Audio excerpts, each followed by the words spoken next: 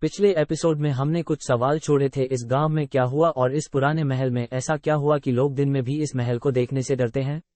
दोस्तों, आप सभी से अनुरोध है कि हमारे चैनल को सपोर्ट और फॉलो करें।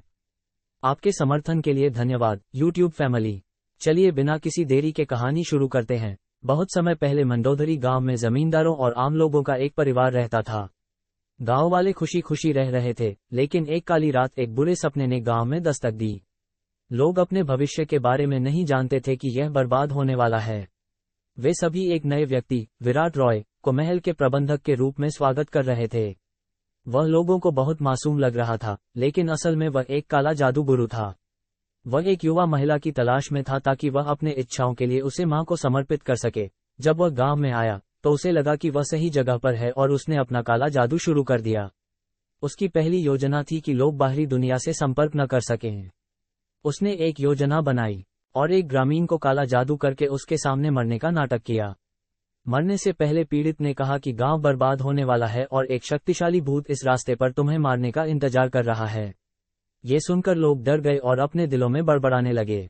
गांव वालों ने फैसला किया कि वे इस गांव को छोड़ देंगे। एक रात एक परिवार बिना कुछ कहे गांव से बाहर निकलने लगा ताकि वे अपनी जान बचा सकें। जैसे ही वे चलने लगे, मौसम बदल गया और कुछ उल्लू जोर जोर से चिल्लाने लगे। वे रास्ते पर चल रहे थे कि एक ग्रामीण ने उन्हें देख लिया और सभी गांव वाले आकर उस परिवार को पीटने लगे, जिससे उनकी बेरहमी से हत्या हो गई। इसके बाद गांव के पुरोहित ने कहा कि पूरे गांव को 30 दिनों के लिए घेर लिया जाए। लेकिन एक ग्रामीण, जिसका नाम मधु था, को शहर में नौकरी मिल गई थी और उसे अपनी जिंदगी के लिए वहां जाना था। वह जानता था कि रेलवे स्टेशन के पास एक कब्रिस्तान है और वही एकमात्र रास्ता है। वह धीरे धीरे चलने लगा। उसे लगा कि कोई और भी कब्रिस्तान की ओर जा रहा है। जब उसने देखा तो चौंक गया। वहां एक अनुष्ठान हो रहा था। वह ध्यानसत्वी का अनुष्ठान था जो मृतकों की आत्माओं को अलग करने और उनकी काली ऊर्जा को अवशोषित करने के लिए किया जाता है। उसने सोचा कि वे कौन हैं और उन्होंने इस गांव को क्यों चुना। ये सवाल उसके सामने थे।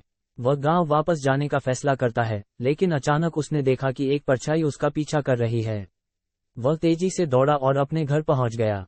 वह सोचने लगा कि यह परछाई क्या है और उसने मुझे क्यों नहीं मारा, बल्कि मेरा पीछा क्यों किया। उसने ये सोचकर जांच शुरू करने का फैसला किया। वैसे उसे शहर में एक जासूस की नौकरी भी मिल गई थी। कब्रिस्तान में क्या हुआ, वे कौन थे और वह परछाई क्या थी, यह सब हम अगले भाग में चर्चा करेंगे। मुझे आशा है कि आप मुझे समर्थन देंगे। धन्यवाद। हॉरर हराइजन्स देखने के लिए धन्यवाद।